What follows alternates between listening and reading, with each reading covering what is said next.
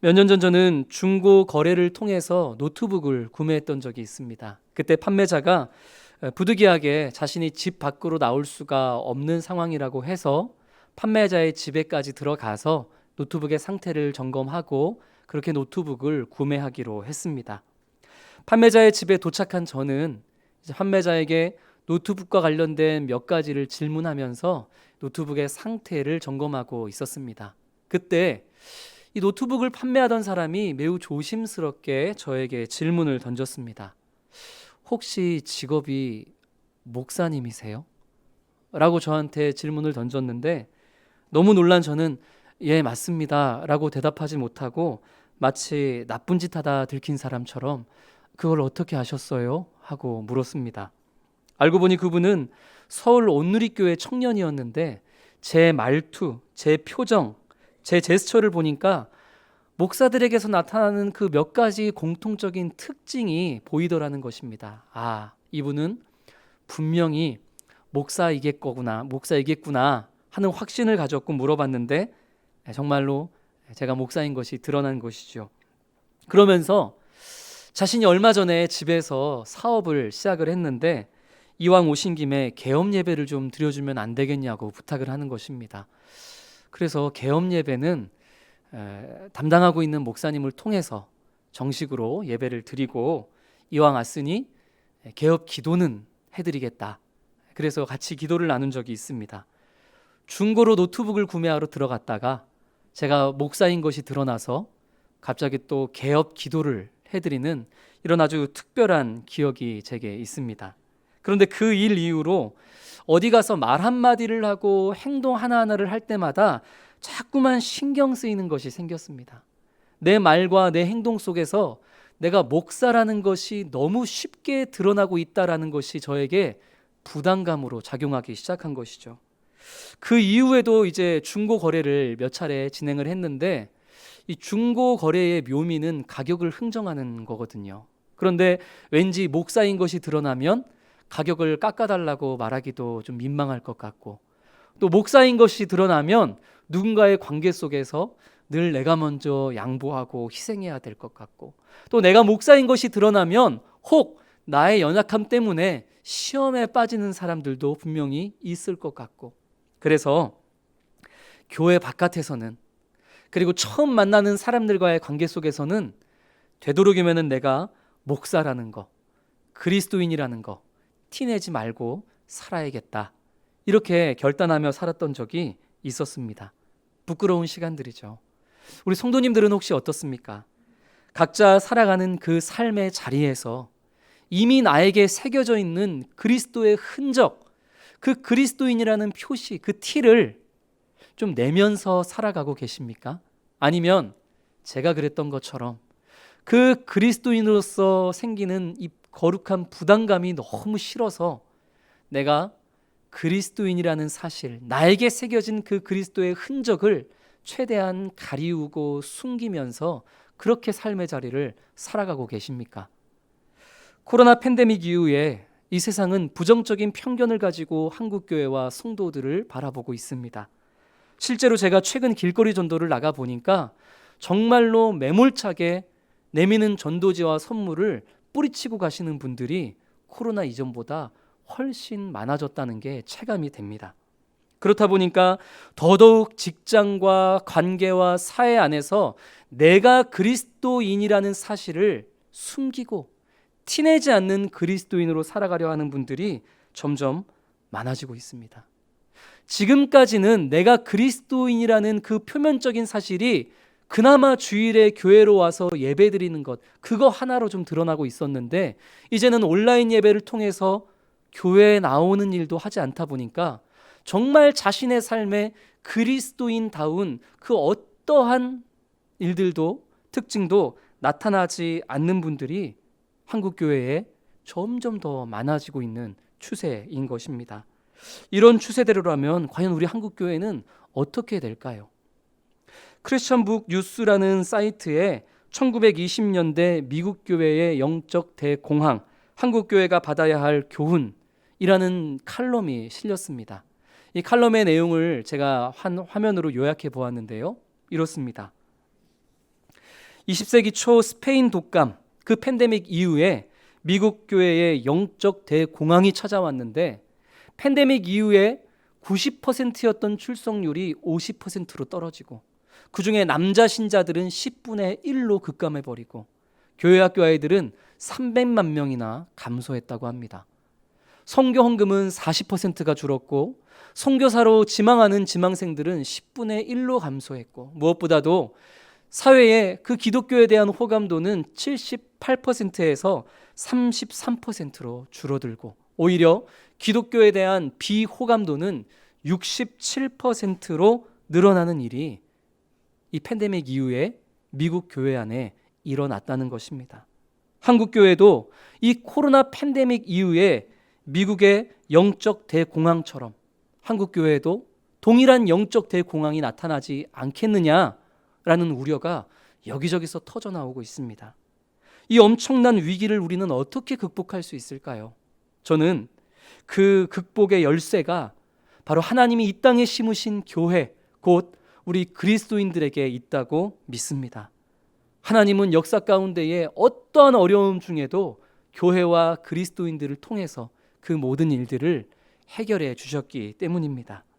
그래서 오늘 주시는 이 말씀을 통해서 우리가 이 모든 문제를 극복해내야만 하는 그리스도인으로서, 교회로서 우리 각자의 삶의 자리에서 우리가 어떻게 살아야 될지를 분명하게 깨닫고 오늘 주시는 말씀을 삶으로 살아내고만 마는 그런 우리 모든 성도님들이 되시기를 주님의 이름으로 축복합니다.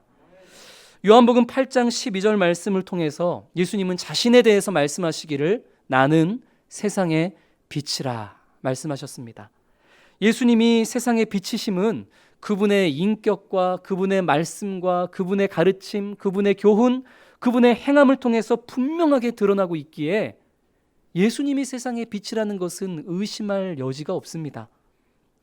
예수님께서 가시는 곳마다 어두움이 드러났고 그 어두움 가운데에서 빛이신 예수님께 나오는 자들마다 진리 안에 자유를 누릴 수가 있었습니다. 어느 날 산 위에서 제자들을 말씀으로 가르치시던 예수님께서 제자들에게 이렇게 말씀을 하십니다.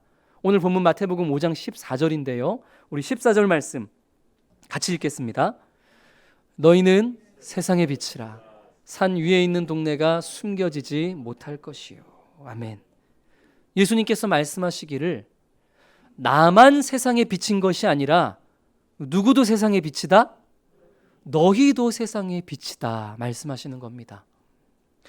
예수님이 빛이시라는 사실은 예수님의 모든 삶을 통해서 분명하게 드러나고 있지만 과연 제자들도 그럴까요?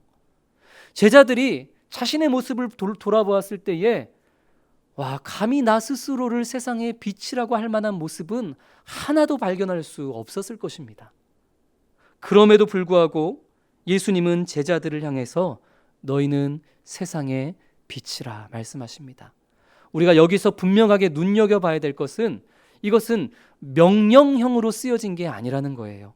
예수님께서 너희는 장차 앞으로 세상의 빛이 되어야 한다.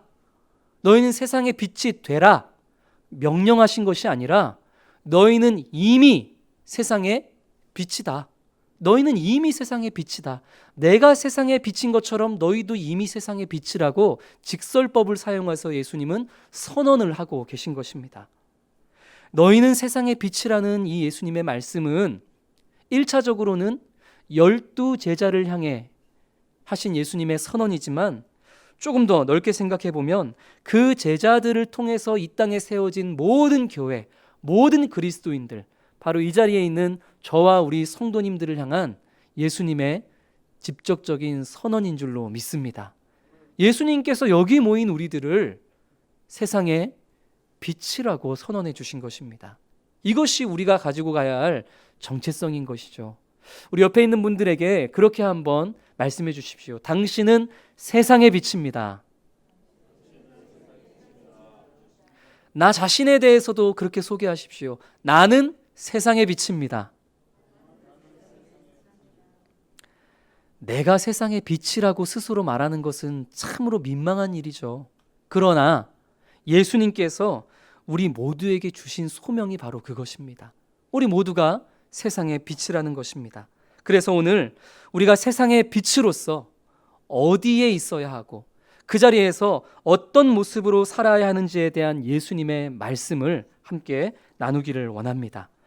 오늘 본문 14절부터 16절까지의 말씀을 보면 세상의 빛이 있어야 될 자리가 어디인지에 대해서 위, 아래, 앞, 이 세 가지 표현으로 말씀하고 있습니다. 한번 따라해 볼까요? 위에, 아래, 앞에. 이 세 가지의 표현에 한번 주의하면서 오늘 말씀을 함께 나누도록 하겠습니다. 먼저 이 세상에 빛이 있어야 될 자리는 위입니다. 위. 따라하겠습니다. 위. 그리고 설교 노트 첫째 옆에 산 위, 등경 위 이렇게 한번 적어 보시겠습니다.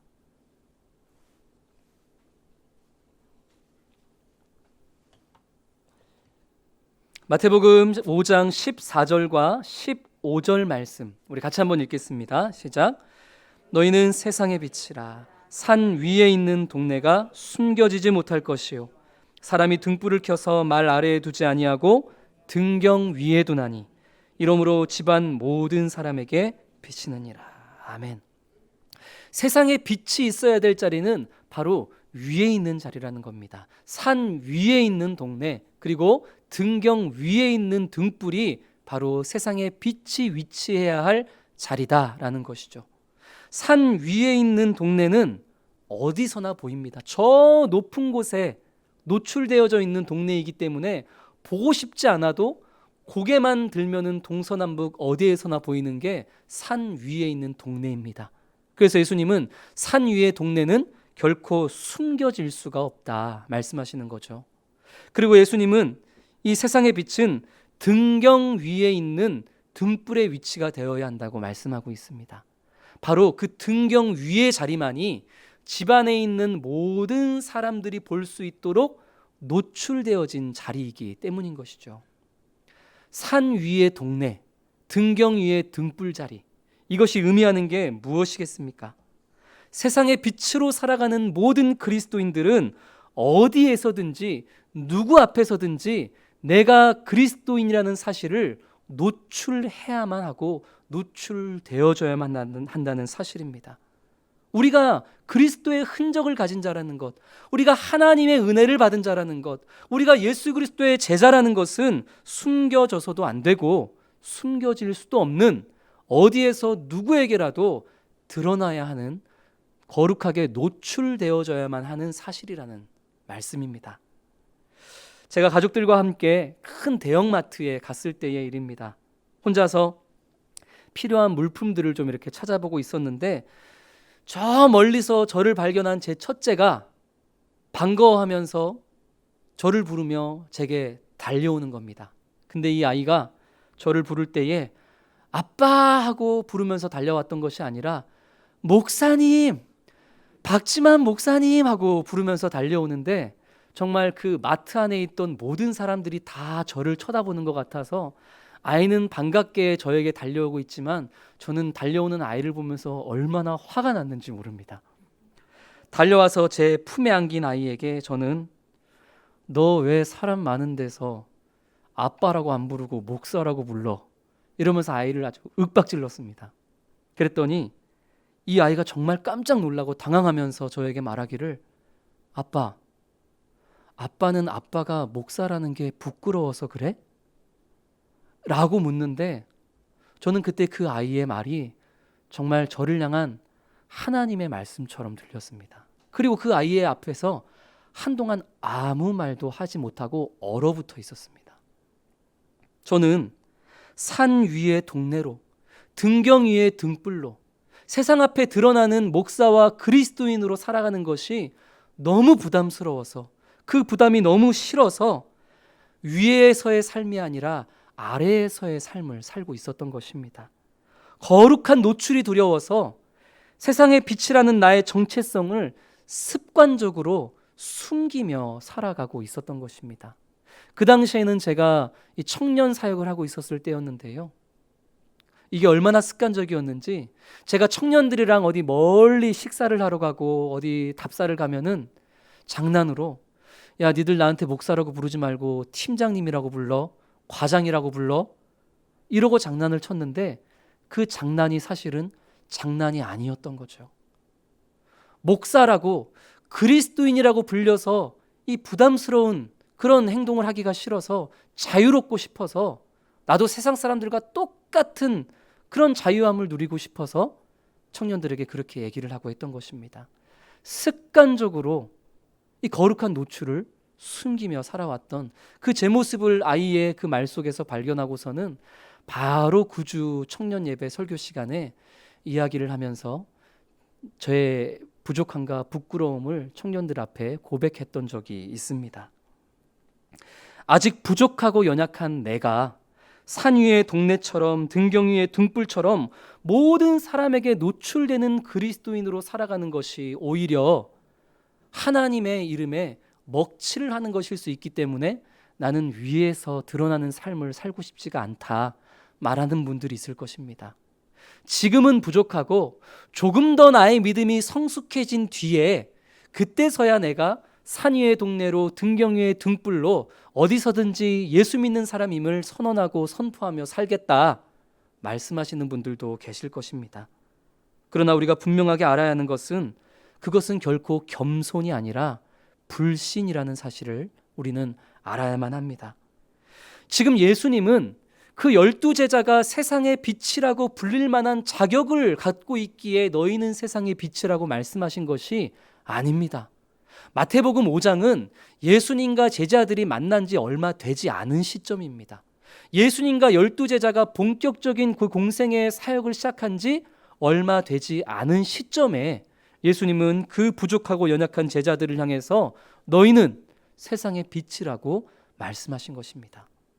부족하지만 연약하지만 여전히 미완성 상태이지만 그러나 그 부족하면 부족한 있는 모습 그대로 가정에서든 직장에서든 사회 안에서든 어디에서든 내가 예수 믿는 사람임을, 내가 예수 그리스도의 제자임을, 내가 바로 세상의 빛으로 살아가는 자여야 함을 선언하고 선포하는 것, 이것이 오늘날 세상의 빛으로 살아가는 첫 번째 단계인 것입니다. 담배를 끊을 때 가장 먼저 해야 되는 효과적인 일이 있는데요, 그것은 내가 금연한다는 사실을 주변에 있는 모든 사람들에게 알리는 것입니다. 그래야 나도 의식하고 상대도 의식할 수 있기 때문이죠. 그런데 괜히 내가 금연하고 있다는 사실을 많은 사람들에게 알렸다가 금연에 실패하면 그럼 내가 많은 사람들 앞에서 웃음거리가 되어버리겠지? 그러니까 차라리 그냥 말하지 말아야겠다 라고 결심하는 순간 금연은 요원한 일이 되어버리고 맙니다. 선언해야 되는 것이죠. 우리 그리스도인들도, 우리 사랑하는 모든 성도님들도 내 연약함과 내 실패할 것 같은 두려움 때문에 머뭇머뭇거리지 마시고, 내가 하나님의 영광의 이름을 가리울까 염려하지 마시고, 부족하면 부족한 대로, 연약하면 연약한 대로 내가 어디에 가든지 무엇을 하든지 내가 바로 세상에 빛된 그리스도인이요라고 선언하고 선포할 수 있는, 나 자신을 어디에서든지 노출시킬 수 있는 그런 우리 사랑하는 모든 성도님들 되시기를 주님의 이름으로 축복합니다. 연약하고 부족한 12제자였지만 예수님과 함께하고 그리고 자신이 예수님의 제자임을, 부활하신 예수님을 만나 드러냈을 때에 예수님은 그런 부족한 자들을 통해서 온 세상에 빛을 비추시고 교회를 세우셨습니다. 우리가 우리 자신이 하나님의 제자인 세상의 빛임을 드러내며 살아갈 때에 여전히 우리는 부족하지만 그런 부족한 우리를 도구 삼으셔서 어두움을 비추는 빛으로 주님께서 역사하여 주실 줄로 믿습니다. 이처럼 세상에 빛이 있어야 될 자리는 바로 위입니다. 거룩하게 노출되어지는 자리, 산 위의 동네처럼 등경 위의 등불처럼 세상의 빛이 있어야만 하는 자리가 있는 반면에 세상의 자리가 결코 있으면 안 되는 자리도 있습니다. 우리 설교 노트 둘째 옆에 말 아래라고 한번 적어 보시겠습니다. 아래죠. 말 아래.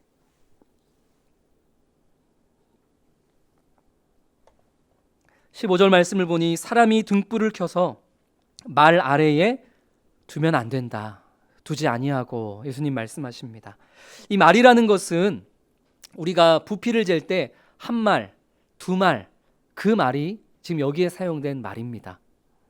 헬라어로는 이게 모디온이라는 단어인데요. 약 8.8리터, 그러니까 9리터 정도 되는 부피를 뜻하는 단어가 모디온입니다. 그러니까 이 정도의 부피를 담을 수 있는 항아리, 이 정도의 부피를 담을 수 있는 바구니, 이것을 이제 뜻하는 것이죠. 그래서 다른 한글 성경 번역본을 보면은 이 말 아래를 대박 아래, 함지 아래 이렇게 표현하고 있습니다.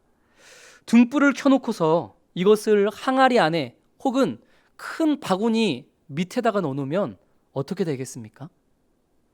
원래 등불을 켜서 어두운 곳을 밝혀야 되는 것인데 이것을 항아리나 바구니 안에 넣어놓으면 어두운 곳을 밝혀야 하는 등불의 역할도 못할 뿐더러 그 안에서 산소 부족으로 그 불은 점점 작아지다가 꺼져버리고 말 것입니다. 이처럼 누구에게도 영향을 끼치지 못하고 자기 자신의 신앙도 제대로 지켜내지 못한 채 시름시름 앓다가 꺼져버리는 것, 이것이 말 아래 등불의 최후입니다. 코로나 시대 이전에도 혼자만의 신앙생활을 고집하는 분들이 있었고, 코로나 시대 이후에는 이렇게 혼자만의 신앙을 주장하시는 분들이 훨씬 많아졌습니다. 집에서 조용하게 혼자서 온라인 예배를 드리고, 교회 가서 꼴 보기 싫은 사람 보지 않아도 되고, 교회 안에서 이런저런 충돌과 갈등을 겪지 않아도 되니까 나는 오히려 이게 너무 좋다. 앞으로 코로나가 끝나더라도 나는 교회 안 나가고 온라인으로 예배 드리고 그냥 혼자서 집에서 신앙생활 할 거다. 이렇게 주장하는 사람들, 이런 그리스도인들이 얼마나 많은지 모릅니다. 그러나 이것은 예수님께서 세상의 빛으로 이 땅에 부르신 건강한 교회의 모습은 결코 아닙니다. 우리가 온라인 예배는 어쩔 수 없는 상황 가운데에 보조적으로 드릴 수 있겠지만은 이 온라인 예배가 우리 신앙과 우리 예배의 주가 되어서는 결코 안 된다는 것이죠. 오늘 본문 14절부터 16절에 등장하는 세상의 빛과 관련되어 있는 것들을 보면 모두가 다 복수형으로 사용이 되어 있습니다. 산 위에 있는 동네, 이 동네 자체가 여러 명이서 공동체로 생활을 해야 되는 것이죠. 그리고 등경 위에 등불이 있어야만 하는 이유에 대해서도 뭐라고 말씀하십니까? 집안에 누구를 비추기 위해서? 모든 사람을 비추기 위해서 이 세상의 빛, 등불은 등경 위에 있어야 된다 말씀합니다. 그리고 16절에도 보면 세상의 빛이 비춰야 할 대상인 사람을 they, 그들, 복수형으로 사용하고 있습니다. 지금 예수님은 이 세상의 빛과 관련된 모든 것들을 복수형으로 사용하심으로써 우리 믿는 자들은 세상의 빛으로 혼자서 외로이 살아갈 것이 아니라 관계 안에서 빛을 발하며 살아가야 한다는 것을 말씀하고 계신 것입니다. 사랑하는 성도 여러분, 우리 예수님은 세상에 비친 우리들이 어두컴컴한 곳에 홀로 숨겨져서 외로이 신앙생활하는 것 결코 원하지 않으십니다.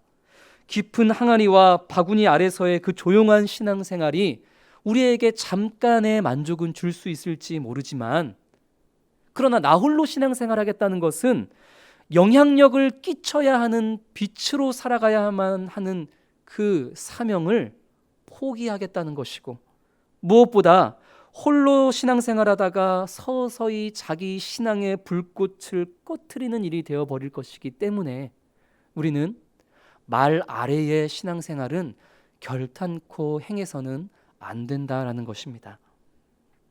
세상의 빛은 관계 안에서 빛납니다. 세상의 빛은 우리가 누군가에게 영향력을 발휘할 때 더 크고 밝게 빛나기 마련인 것입니다. 아직도 말 아래에서, 항아리 안에서, 그 바구니 밑에서 외로운 빛으로 홀로 살아가고 있는 분들이 계시다면, 그냥 다 불편하고 시끄럽고 그렇게 홀로 신앙생활하는 게 옳다고 여기는 분들이 계시다면, 오늘 말씀 안에서 주님이 주시는 이 은혜를 깨닫고 말 아래서 나와 우리 세상의 빛이 있어야 될 그 위의 자리로, 산 위의 동네의 자리로, 등경 위의 등불의 자리로 올라가시는 성도님들 되시기를 주님의 이름으로 축복합니다. 마지막으로 세상의 빛이 비춰야 할 대상에 대해서 예수님이 말씀하시는데요, 셋째에 사람 앞에라고 적어보시겠습니다. 사람 앞에.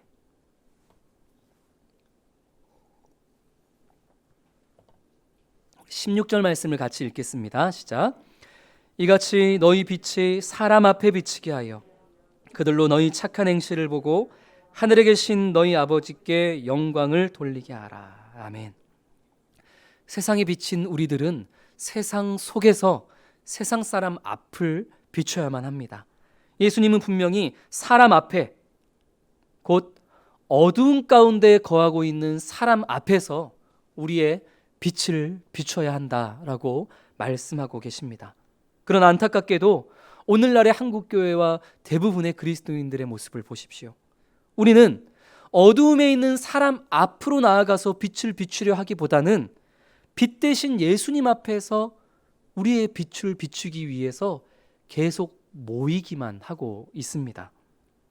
교회 안에서는 그렇게 점잖고 신실하고 헌신적이고 열성적인 성도, 집사, 권사, 목사, 장로, 그런데 이런 교회 안에서 그렇게 빛을 발하는 분들이 가정으로 돌아가면, 직장으로 돌아가면, 사회 안으로 돌아가면 꺼진 등불이 되어서 어떠한 영향도 끼치지 못하고 오히려 무관심으로, 서로에 대한 차가움으로 게으르고 이기적인 모습으로 살아가는 모습들을 우리는 오늘 한국교회의 모습 또는 우리의 모습을 통해서 발견하고 있지 않습니까? 우리는 이 교회 안에서 예배를 통해서, 말씀을 통해서, 기도를 통해서, 교제를 통해서, 찬양을 통해서 영적인 연료를 가득히 공급받고 그 충분하게 채워진 연료를 가지고 세상으로 나아가서 세상 속 어둠 가운데 살아가는 사람 앞에 나아가서 힘차게 빛을 비춰야 하는 세상의 빛입니다. 그러나 교회에서 공급받은 연료를 교회 안에서 다 소진해버리고 세상에 나갈 때에는 연료가 없어서 불도 붙이지 못한 채, 아무런 영향도 주지 못한 채 살아가는 것, 이런 안타까운 모습이 오늘 나의 모습은 아닌지 우리는 돌아봐야만 하는 것입니다. 사랑하는 성도 여러분, 세상에 비친 우리는 이미 빛나고 있는 서로를 교회 안에서 비출 필요가 없습니다.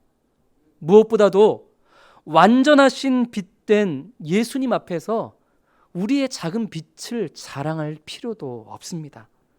우리가 비춰야 할 대상은 세상이고 우리가 빛을 비춰야 할 자리는 세상 가운데 어둠에서 살아가고 있는 사람들 앞이라는 사실을 기억하며 그들 앞으로 나아가 그들 앞에 우리의 빛을 비추기 위해 순종하는 그런 세상에 빛된 우리 모든 성도님들 되시기를 주님의 이름으로 축복합니다. 이제 말씀을 정리하겠습니다. 오늘 세상에 빛된 우리가 있어야 될 곳, 잊지 말아야 될 곳, 향해야 될 곳, 이것을 제가 세 가지로 오늘 성경에서 말씀했죠. 따라하겠습니다. 위, 아래, 앞. 한 주간 복잡하게 생각할 것 없이 세상에 비친 내가 어디에 어떻게 있어야 되겠는가? 위, 아래, 앞. 이것만 한번 생각하시면서 오늘 내가 어디에 있는지, 혹시 말 아래로 내려가지 않았는지, 내가 또 교회에서만 빛을 발한 거 아닌지, 세상에 사람 앞에서 빛을 발해야 되는데, 이렇게 위아래 앞, 이 세 가지를 묵상하면서 세상에 빛된 스스로를 잘 점검하는 우리 성도님들 되시기를 소망합니다. 사실 저는 오늘 본문으로 말씀을 준비할 때에 16절 후반부에 나오는 착한 행실, 이 부분을 에베소서 말씀과 연계해서 우리 성도님들과 함께 나누고자 했었습니다. 이 시대에 우리 사랑하는 성도들이 어떤 행실을 가지고 살아가야 할 것인가, 이것을 이제 연구했었는데요. 그런데 오늘이 마태복음 5장 14절 16절 말씀을 계속 묵상하고 기도할 때마다 하나님이 주시는 마음은 우리가 무언가를 행하기에 앞서서 내 정체성이 무엇인지를 성도님들과 함께 나누고, 그리고 우리의 정체성이 세상의 빛이라면 세상의 빛으로서 있어야 될 자리가 어디이고 과연 그 자리를 우리가 잘 지켜내고 있는지를 먼저 한번 점검해 보는 게 필요하다는 그런 마음을 주님께서 주셨습니다. 우리는 산 위에 있는 동네로 등경 위의 등불로 위에서의 삶을 살아가야만 합니다. 우리에게 새겨진 그리스도의 흔적은 숨길 수도 없고 숨겨서도 안 됩니다. 거룩한 부담감을 이겨내고 세상 앞에 그리스도인 된 우리의 정체성을 분명하게 선언하고 선포하며 살아갈 때에 주님께서 우리를 통해 영광의 빛을 강력하게 비추어 주실 줄로 믿습니다. 그러나 우리가 늘 조심해야 되는 것은 말 아래로 내려가지 말아야 한다는 사실입니다. 사단은 세상을 통해서 계속해서 속삭입니다. 나대지 말고 조용히 좀 말 아래로 내려가서 혼자 스스로 비치며 신앙생활 하라고 계속해서 우리를 몰아붙입니다. 예수 믿으려면 다른 사람 불편하게 하지 말고 그냥 어디 조용한 데 들어가서 말 아래 들어가서 혼자서 신앙생활 하라고. 그것이 서로에 대한 배려이고 그것이 사회적 매너라고 가르칩니다. 그러나 성도 여러분, 빛은 영향력입니다. 예수님께서 우리를 세상의 빛으로 부르신 것은 빛으로서 영향력을 뻗쳐내라고 부르신 것이지 혼자 그렇게 시들시들한 빛을 내다가 꺼져버리라고 우리를 부르신 게 아니라는 말씀입니다. 누구에게도 영향을 주지 못하는 빛은 존재 가치가 없습니다. 항아리와 바구니 밑에서 혼자 만족하며 빛나던 그 등불은 결국 산소 부족으로 시름시름 앓다가 꺼져버리는 것. 이것이 말 아래 등불의 최후라는 것을 엄중하게 우리 마음 가운데에 새기며 말 아래로 들어가지 말고 위로 올라오는 삶을 사는 우리 성도님들 되기를 원합니다. 세상에 빛된 우리의 영향력은 어두움 가운데 살아가고 있는 사람들의 앞을 비출 때에 가장 큰 효력을 발휘합니다. 그것은 우리 가정일 수도 있고요, 우리 직장일 수도 있고 친구들 혹은 우리 옆집 사람일 수도 있습니다. 그들 앞에서 우리는 예수 그리스도를 닮은 착한 행실로 세상에 빛을 비추어야만 하는 것입니다. 앞서서 저는 제 말투와 제 행동 속에서 목사인 티가 너무 쉽게 드러난다고 말씀드린 바 있습니다. 그러나 이것은 목사라는 직업적 특성이 제게서 드러났다는 것이지 세상의 빛으로서의 영향력을 제가 드러낸 것은 결코 아닙니다. 목사라는 그리스도인이라는 티가 조금 세상 앞에 드러난 것일 뿐인 거죠. 그러나 예수님은 우리가 티 좀 나는 그리스도인으로 살아가기를 원하지 않고 빛나는 그리스도인으로 살아가기를 원하시는 줄 믿습니다.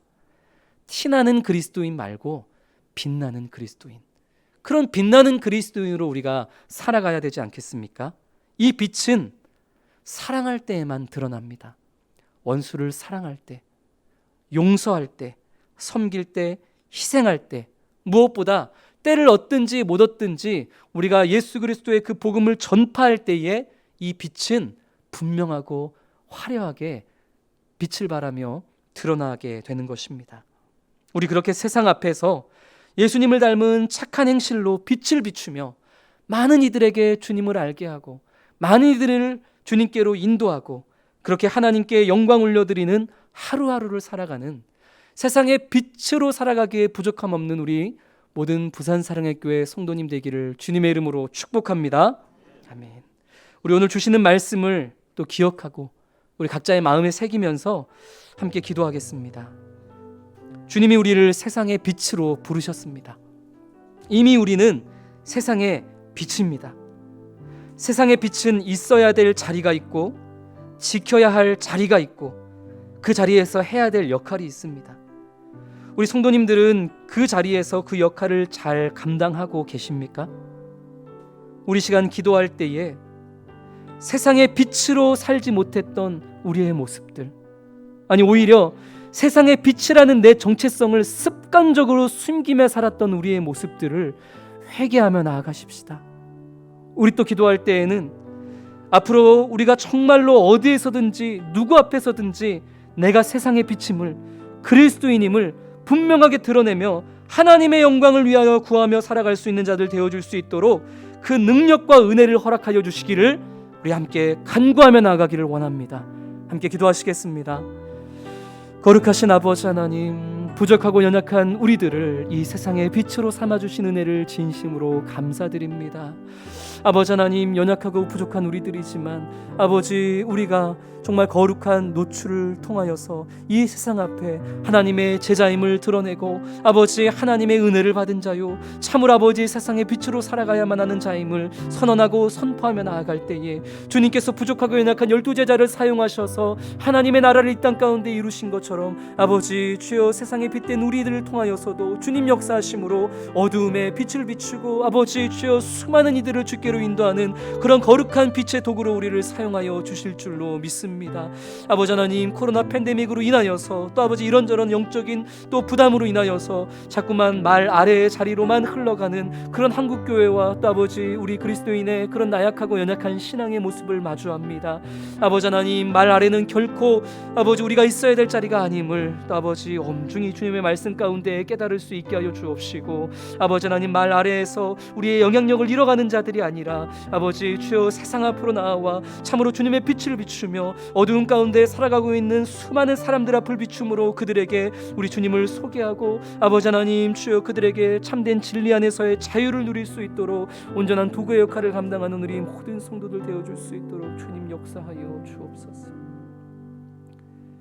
거룩하신 아버지 하나님, 부족하고 연약한 우리들을 세상의 빛으로 불러주심을 감사드립니다. 주께서 세상의 빛으로 우리를 부르셨사오니 빛으로 있어야 될 그 자리를 지켜내며 어디에서든지 누구 앞에서든지 주님의 영광의 빛을 드러내는 우리 모든 성도들 되게 하여 주옵소서.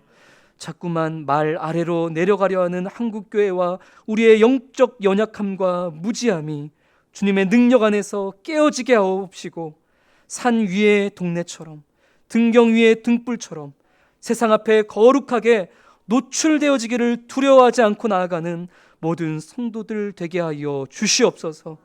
그래서 정말로 우리가 있어야 될 바로 그 자리, 세상 앞에 그 어두운 가운데에 빛이 필요한 사람들 앞으로 나아가 주님을 닮은 착한 행실로 영광의 빛을 비추고 수많은 이들에게 주님을 증거하고 수많은 이들이 주님께 나아올 수 있는 그런 거룩한 빛의 도구로서 사용되어지는 우리 성도님들, 그런 하루, 그런 한 주, 주님 부르시는 그날까지 그런 인생 살아가는 성도들 되게 하여 주옵소서.